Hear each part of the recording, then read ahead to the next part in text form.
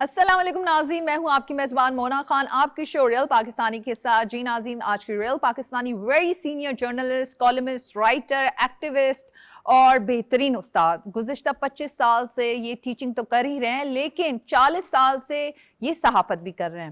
اور اس کے ساتھ ساتھ ماشاء اللہ سے جو انہوں نے کتابیں لکھی ہیں آزادی صحافت پہ، میں سمجھتی ہوں کہ آج ہر صحافی کو وہ کتاب پڑھنے کی بھی ضرورت ہے. اور یہ ابھی کراچی پریس کلب کے الیکشن کمیٹی کے چیئر پرسن بھی ہیں، اور نہ صرف یہ بلکہ کراچی پریس کلب کے ایک زمانے میں جوائنٹ سیکرٹری بھی رہ چکے ہیں. تو میں بات کر رہی ہوں آج کی ریئل پاکستانی کی پروفیسر ڈاکٹر توصیف احمد خان صاحب کی. آئیے ان سے ملاقات کرتے ہیں. جی ناظرین، آج کے ہمارے ریئل پاکستانی پروفیسر ڈاکٹر توصیف احمد خان صاحب ہمارے ساتھ موجود ہیں. ہم انہیں ویلکم کرتے ہیں. السلام علیکم ڈاکٹر صاحب، کیسے ہیں آپ؟ آداب، کیسی ہیں آپ؟ بہت شکریہ سر آپ کے وقت کے لیے. پہلی بات تو یہ کہ ماشاءاللہ صحافت میں جو آپ کی خدمات ہیں اس حوالے سے آج ہم آپ کو ٹریبیوٹ بھی پیش کرتے ہیں. اور ٹیچنگ میں جتنی آپ نے ماشاءاللہ ٹیچنگ کی، اور بچوں کو جتنا آج ہمارے بچے جو ماشاءاللہ دنیا بھر میں پاکستان کی خدمت کر رہے ہیں، کریڈٹ گوز ٹو یو. بہت شکریہ اس چیز کے لیے.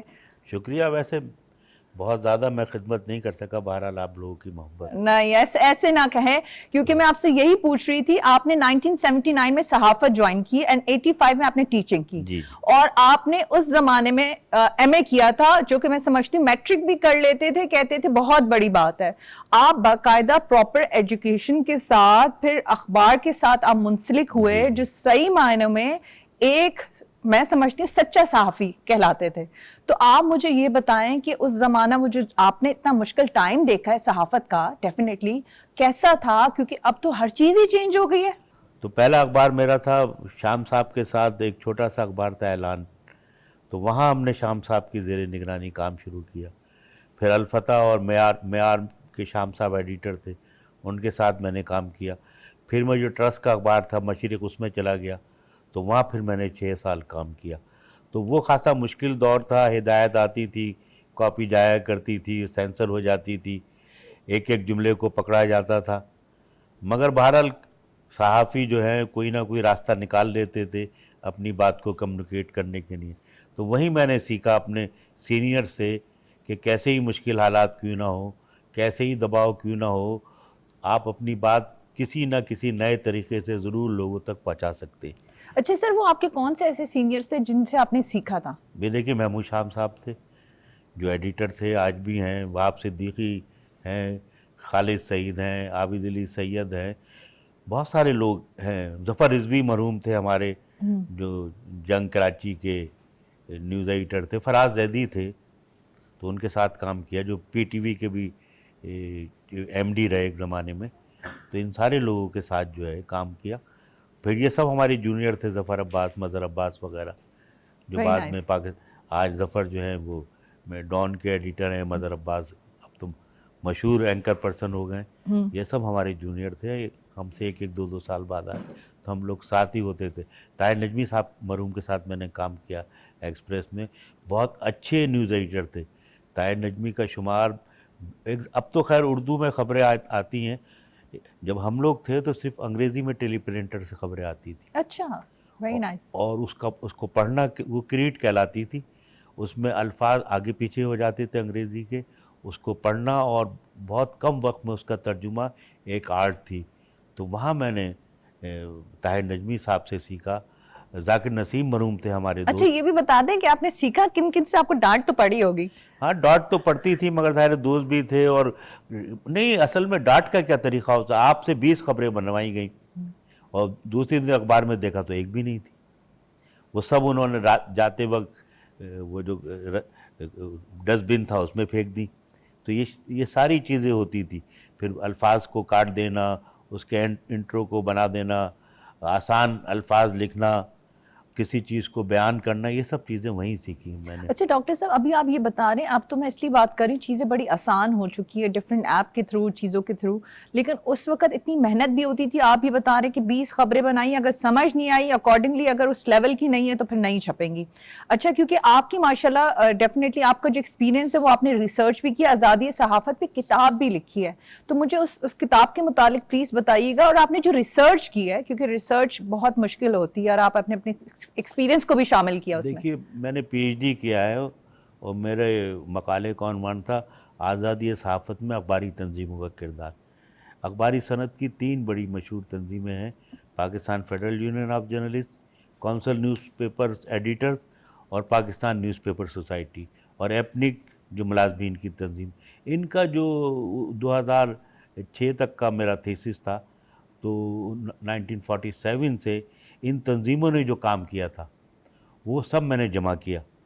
फिर वो जो कवानीन आए उस दौरान, और उससे पहले जो अच्छा थीसिस के नहीं, पस मंज़र बयान करना बहुत ज़रूरी होता है। पस मंज़र के बग़ैर बात आगे, तो वो बरसग़ीर में जो सहाफ़त का इर्तिक़ा था वो सब मैंने जमा किया और उसे लिखा। फिर बरसग़ीर में जो अखबारी कवानीन का इर्तिक़ा था, 1820 में पहला अखबार निकला, 1821 गज़ट, 1822 में पहला कानून आया सेंसर का, परमिट का। तो 1822 से लेकर अब तक जनरल मुशर्रफ के दौर तक जितने कवानीन आए थे सब मैंने जमा किए, उसका एनालिसिस किया, उसके बारे में सहाफ़ियों से, एडिटर्स से पूरे पाकिस्तान में मैं गया।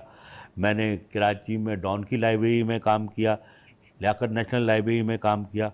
फिर आई रहमान जो बहुत बड़े सीनियर जर्नलिस्ट थे, उन्होंने मुझे कहा कि आप इस्लामाबाद जाएं, नेशनल आर्काइव में काम करें। तो मैं फिर नेशनल आर्काइव में गया। उस ज़माने में नेशनल आर्काइव इस्लामाबाद बहुत शानदार आर्काइव था, वहाँ बहुत पुराने अखबारात मौजूद थे। तो मैंने 47 से लेकर उससे पहले के साथ पाकिस्तान टाइम देखा, उस ज़माने का बड़ा अखबार था, इमरोज़ देखा उस ज़माने में, नवाए वक्त को भी कुछ हद तक देखा, और फिर जंग और डॉन को तो बहुत मुफस्सिल मैंने देखा। तो फिर मैं लाहौर गया, मैंने वहाँ भी लाइब्रेरीज़ में देखा। फिर इस्लामाबाद, लाहौर, कराची में जितने बड़े अहम सहाफ़ी थे, एडिटर्स थे, उन सब से मैंने इंटरव्यूज़ किए और उनकी राय को फिर मैंने मरबूत अंदाज में अपनी थीसिस में पेश किया। तो मेरा ख्याल है अखबारी सनद की आज़ादी सहाफ़त में अखबारी तंजीमों का जो किरदार है वो शायद पाकिस्तान में सबसे मेरा पहला थीसिस था जिसने इस मौजू को लिया। इससे पहले हमारे बड़े सीनियर जर्नलिस्ट थे ज़मीर नियाज़ी साहब, उन्होंने अखबारी पाबंदियों को अपनी किताब में लिखा है, बड़ी मार्कतुल आरा किताब है, प्रेस इन चेन। मैं कहता हूँ असल किताब तो वो है जो ज़मीर नियाज़ी साहब की है। तो मैंने अखबारी तंजीमों को कवर किया और इससे पहले इस मौजू पे नहीं लिखा गया। अच्छा डॉक्टर साहब, आप इतनी मज़े की चीज़ें मुझे बता रहे थे अपने सफ़र की। अब आपने हर तरह का वक्त देखा, माशाल्लाह, अल्लाह पाक आपको ज़िंदगी सेहत दे। आपके सामने सहाफ़त का मेयार जो है बदलता रहा है, चेंज होता रहा है, सहाफ़त भी मुख्तलिफ तरीक़ों से होती रही है। अखबार था, मेन स्ट्रीम मीडिया, फिर सोशल मीडिया, पता नहीं उस तरह से चेंज होता रहा है। तो अब आप मुझे ये बताएं कि एक तो मैं समझती हूँ आपकी जो किताब है वो हम सब बच्चे जो भी जर्नलिस्ट हैं, वो जो काम करते हैं, उनको पढ़ने की ज़रूरत है आज के ज़माने में। अब मुझे ये बताएं कि अब आज के ज़माने में जो सहाफ़त है उसको आप किस तरह से पूरी दुनिया में तो सहाफ़त का मेयार बुलंदी हुआ है, पाकिस्तान में सहाफ़त का मेयार गिरा है। उसकी बहुत सारी वजूहात हैं, माशी वजूहात हैं, सियासी वजूहात हैं। फिर अब तो प्रिंट मीडिया तो बहुत ज़्यादा मुश्किल सूरत हाल में, क्योंकि मालकान का भी इंटरेस्ट कम हो गया है, इश्तारात भी कम हो गए हैं। तो इस तरह जो नया कैडर आना चाहिए और जिसको प्रॉपर उसकी ज़िंदगी को बेहतर बनाने के लिए हालात कार होने चाहिए, अब वो प्रिंट मीडिया में नज़र नहीं आते। वो ऑनलाइन आ गए ना, ऑनलाइन अब सब लोग। हाँ, वो मैं तो प्रिंट मीडिया को डिस्कस कर रहा हूँ ना। तो उसके नतीजे में वो लोग नहीं आ रहे जो अहल होते हैं। फिर ये कि एडिटर का इदारा ख़त्म हो गया। एडिटर का इदारा बड़ा अहम होता है, वही पॉलिसी को कंट्रोल करता है, वही मेयार को कंट्रोल करता है, सिवाय डॉन के कहीं और एडिटर का इदारा नहीं रहा। उसके नतीजे में ज़बान ख़राब हो गई। अच्छा, फिर हुआ ये कि जो हमारे इलेक्ट्रॉनिक मीडिया में लोग आए ना, इन्होंने उर्दू के बजाय एक नई ज़बान ईजाद कर ली। वो समझ में ही नहीं आता की जानिब से मजम्मत, अरे की जानिब से कहाँ से आ गई? हर मामले के अंदर आपने ये लगा दिया। इससे पहले तो हम और ज़्यादा मामू बना दिया, इस तरह की बहुत सारी चीज़ें आती थी। तो उसका असर प्रिंट मीडिया पे भी आ गया, तो वहाँ पे भी वही ज़बान इस्तेमाल होने लगी। अंग्रेज़ी के अल्फा SOS डिक्लेयर कर दिया गया। अरे टारगेट किलिंग द वर्ड। हाँ, टारगेट किलिंग तो चलो, फिर भी SOS, भाई SOS क्या लिखें कि इमरजेंसी, किसी बारिश में इमरजेंसी डिक्लेयर कर दी गई। तो इस तरह के अल्फाज आ गए। फिर वो क्योंकि एडिटिंग का इदारा खासा कमज़ोर हो गया, फिर ख़बर का मेयार भी कमज़ोर हो गया कि खबर तो देखिए वो होती है जो हकीकत पे मबनी हो, तस्दीक उसकी सही जिसकी इसके अलावा कोई चीज़ खबर नहीं होती। फिर जो डिजिटल मीडिया आया, इसने तो बेड़ा गर्क कर दिया। डिजिटल मीडिया पे तो 80% मवाद जो है वो ऑब्जेक्टिव नहीं होता मेरे ख्याल में, बिल्कुल सही कह रहे वाक़ाइक़ हैं। पे मबनी नहीं होता। تو وہ لوگوں کے ذہنوں کو خراب کرتا ہے. لوگ سمجھتے ہیں کہ پرنٹ میڈیا میں بھی وہ آنا چاہیے. تو اس لحاظ سے پاکستان میں خاص طور پہ انگریزی صحافت کا بھی اور اردو صحافت کا معیار گرا ہے. میں خود ایک اخبار میں پچھلے 26 سال سے روز لکھتا ہوں, ہفتے میں 3 دن میرا آرٹیکل آتا ہے.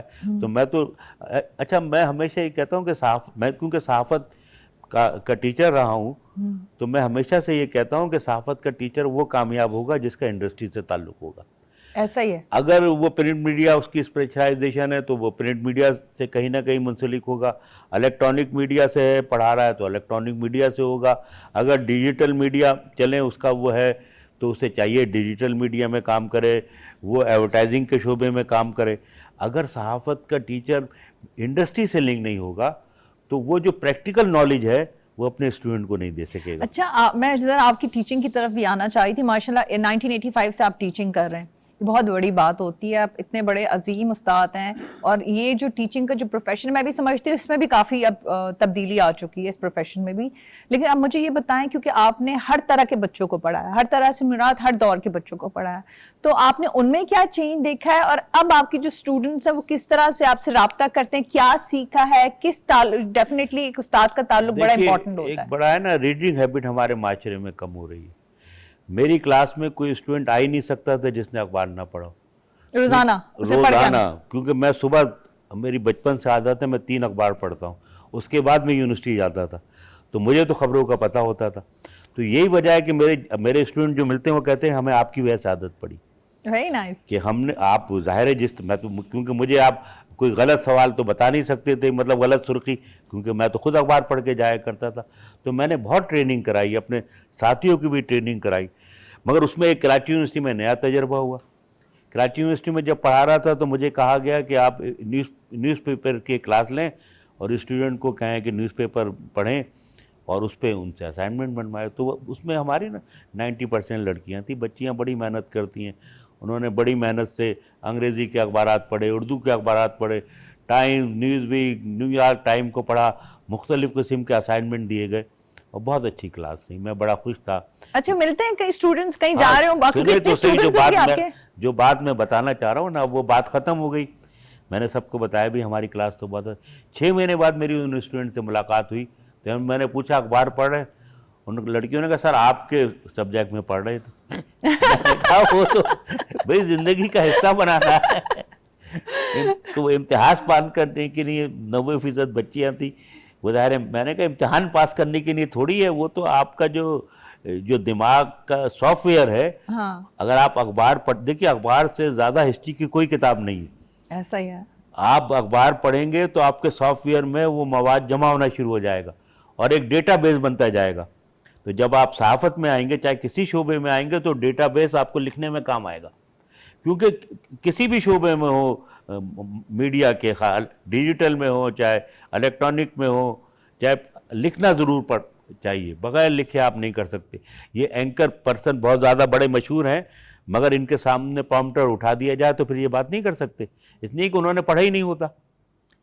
بعض اوقات میرے پاس کوئی بچہ آ جاتا ہے کہ میرا یہ اسائنمنٹ ہے, بتائیے 71 میں کیا ہوا. تو میں نے کہتا ہوں کہ خواجہ ناظم الدین وزیر اعظم تھے پاکستان کے. تو وہ کہتے ہیں وہ کون تھے؟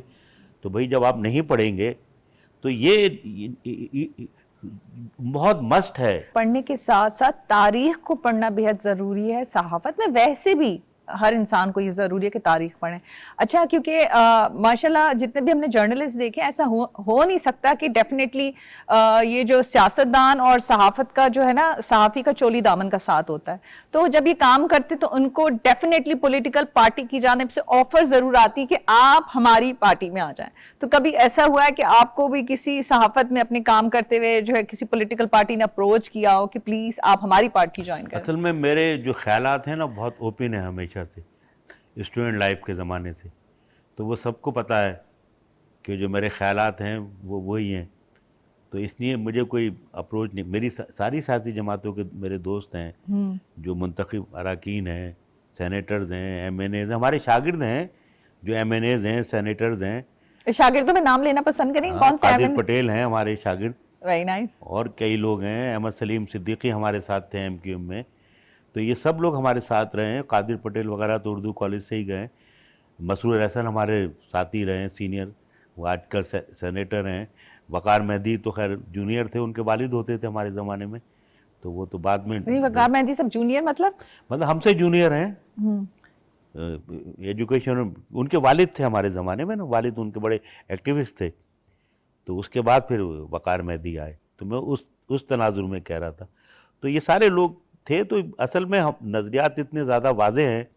پریس کلب میں آپ کسی سے ہی پوچھیں گے ہمارا ایک کارنر ہے, تو وہ فوراً کہہ دیں گے یہ سارے لوگ وہاں بیٹھے ہوئے. تو وہ اس لیے وہ نہیں ہے, مگر یہ کہ رواداری, دوستی نظریات سے ہٹ کے. اچھا, ابھی میں کراچی پریس کلب کی طرف ہی چاہنا چاہ رہی تھی, کیونکہ آپ نے صحافت میں باقاعدہ قدم تو نہیں رکھا, لیکن وہاں کی جو الیکشن کمیٹی اس کا حصہ بھی ہے. سے میں ٹیچنگ میں گیا نا. ہاں ایگزیکٹلی, لیکن آپ یہاں پہ بھی کہیں نہ کہیں سیاست سے تو تعلق, صحافت سے آپ کا تعلق ضرور رہا ہے. جیسا ان کی جو کراچی پریس کلب کی جو کمیٹی ہے الیکشن کی, اس کو آپ لیڈ کرتے ہیں جی, اور سب چیزوں کو انتظامات کو پراپرلی دیکھتے ہیں. تو کہیں نہ کہیں سیاست سے تو آپ جڑے گئے. نہیں, سیاست سے میں جڑ گیا, مگر یہ کہ جو میرے نظریات ہیں میں اس کے مطابق کام کرتا ہوں. تو وہ کیسے کمیٹی؟ دیکھیے, الیکشن کا کام غیر جانبداری سے الیکشن کرانا. میں ہمیشہ ایمان کی حد تک یقین رکھتا ہوں کہ جو یہ سماجی ادارے ہیں نا, یہ اس ملک میں جمہوریت کو مستحکم کر سکتے ہیں. سماجی اداروں سے مراد جو ہے پریس کلبز ہو گئے, اخبارات ہو گئے, مذہبی ادارے ہو گئے, یہ سب سماجی ادارے. تو ہم سمجھتے ہیں کہ پریس کلب اتنا ہی ہمارے لیے مقدس ہے. کراچی پریس کلب, میں 1980 میں اس کا 79-80 میں ممبر بنا تھا. تو ہم سمجھتے ہیں کہ اگر ایمانداری سے الیکشن ہوں گے تو اس کا نظام. اچھا ڈاکٹر صاحب, we are so much blessed کہ آج بھی آپ جیسے صحافی اور استاد موجود ہیں اور ہم ان سے گائیڈ لائن لے سکتے ہیں. مجھے آپ یہ بتائیں کہ ابھی بھی آپ کے جو بچے ہیں, جو اسٹوڈنٹس ہیں, وہ جو فیلڈ میں کام کر رہے ہیں, کیا آپ نے کہا نا سیکھنے کا عمل ہمیشہ ہی ہوتا ہے, ابھی بھی آپ سیکھ رہے ہیں, تو وہ پوچھتے ہیں آگاہی وہ مختلف معاملات پہ. ہمارے جو دوست غیر ملکی خبر رساں ایجنسیوں میں کام کرتے ہیں, وہ مجھ سے اپنی رائے لیتے ہیں. پاکستان میں جو کام کرتے ہیں وہ رائے لیتے ہیں. ہمارے دوست جو امریکہ میں چلے گئے ہیں, برطانیہ میں چلے گئے ہیں, BBC میں کام کر رہے ہیں, اس سے پہلے وائس آف امریکہ میں کام کرتے تھے, وہ مختلف موضوعات پہ مجھ سے رائے لیتے ہیں, پوچھتے بھی ہیں, رپورٹ شائع بھی کرتے ہیں.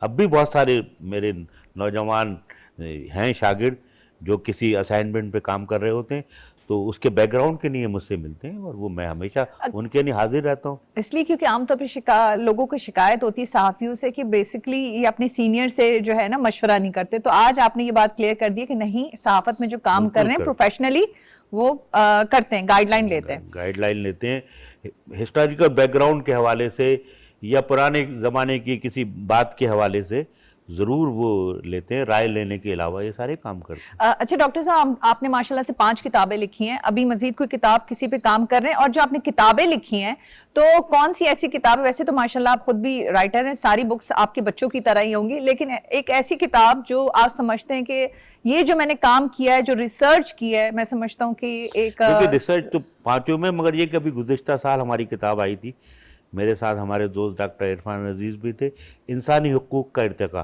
لیکن ہم نے کوشش کی تھی کہ ایم اے لیول میں نا انسانی حقوق کا سبجیکٹ شامل ہو, تو وہ HEC نے شامل بھی کر دیا. خاص طور پہ صحافیوں کو بھی ضروری ہے کہ وہ انسانی حقوق کے بارے میں ضابطہ اخلاق, تو اس پہ کوئی اردو میں کتاب نہیں تھی. تو ہم نے اس پہ کتاب لکھی, اور جو انسانی حقوق کا ارتقاء ہے 5000 سال پرانا, وہاں سے لے کر موجودہ صورتحال میں قوانین کے حوالے سے, مختلف اصطلاحات کے حوالے سے, گزشتہ 20 سال میں نا خواتین کی بہبود کے لیے بہت اچھے قوانین بنے. 2008 میں پیپلز پارٹی گورنمنٹ نے 6 بڑے مارکت العرا قوانین بنائے. اب بھی اس حکومت نے بہت اچھے قوانین بنائے. پنجاب میں جینڈر ایشو پہ بہت اچھا کام ہوا ہے.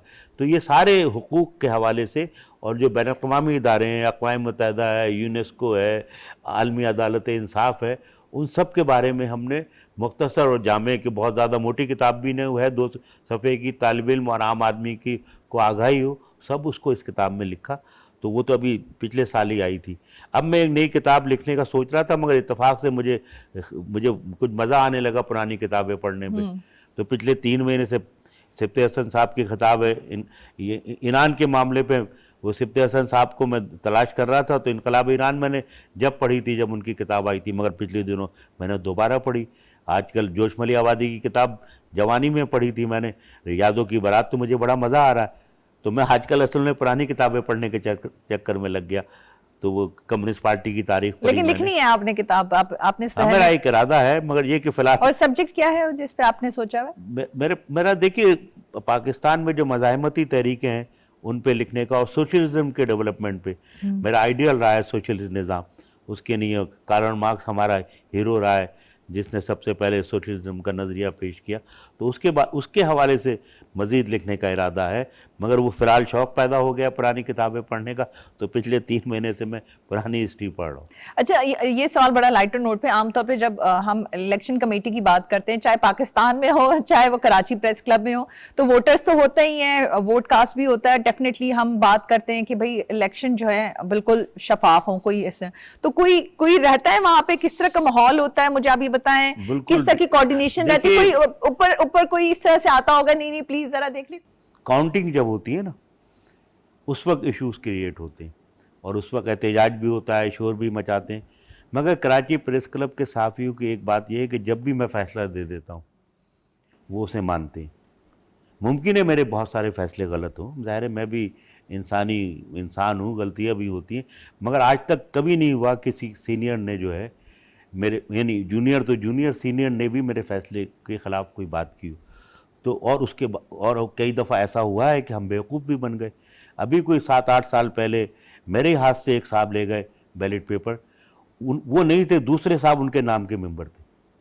تو وہ بات جب آؤٹ ہوئی تو میں نے جنرل کونسل میں کہا کہ بھئی یہ تو الیکٹرانک ویریفیکیشن ہونی چاہیے. تو عامر لطیف اس زمانے میں سیکرٹری تھے, تو انہوں نے کہا ٹھیک ہے. تو اس کے بعد سے پھر کمپیوٹر میں سب کی تصویریں آنے لگیں, پھر وہ ظاہر ہے یہ چیک اینڈ بیلنس ہو گیا. تو وہ کیونکہ صحافی تعاون کرتے ہیں تو اس کی وجہ سے ہی ہوا. اب دیکھیے ہمارا ضابطہ اخلاق ہے کہ جو گورننگ باڈی ہے, جو عہدیدار ہیں, وہ 11 مہینے 20 دن کام کر سکتے ہیں, مگر جب میں شیڈول کا اعلان کر دوں گا تو کوئی ایکٹیویٹی نہیں ہوگی, تو نہیں ہوتی کوئی ایکٹیویٹی.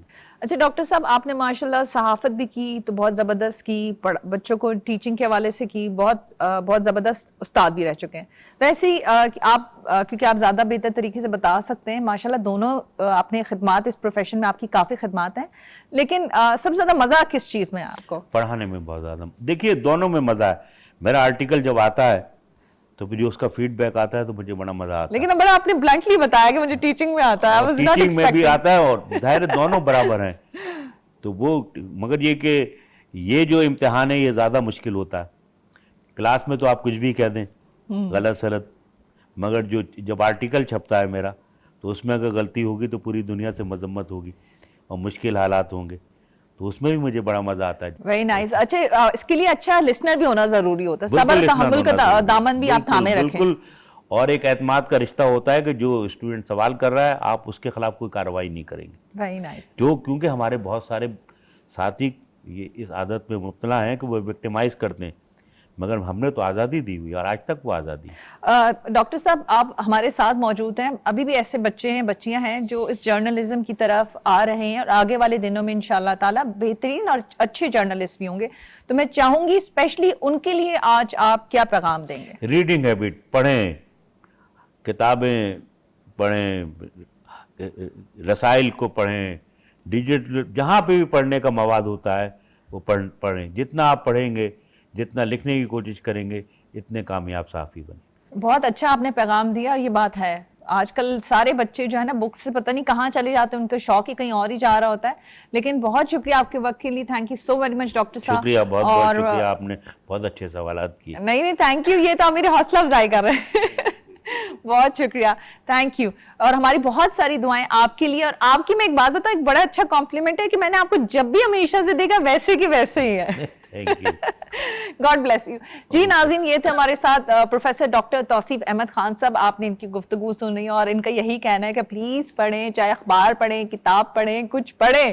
یہ پڑھنا بے حد ضروری ہے. اس سے آپ کی ڈیفینیٹلی آپ کی زبان تو اچھی ہوتی ہے, لیکن اس کے ساتھ ساتھ جو نالج ہے, انفارمیشن, وہ بھی ملتی ہے. نو ڈاؤٹ سوشل میڈیا موجود ہوتا ہے, بہت آسان ہوتا ہے کوئی, لیکن کتاب ہوتی ہے, اور اس کا احترام بھی بے حد ضروری ہے. اسی بات کے ساتھ اپنا بے حد خیال رکھیں. مجھے مونا خان کو اجازت دیں. پاکستان زندہ باد.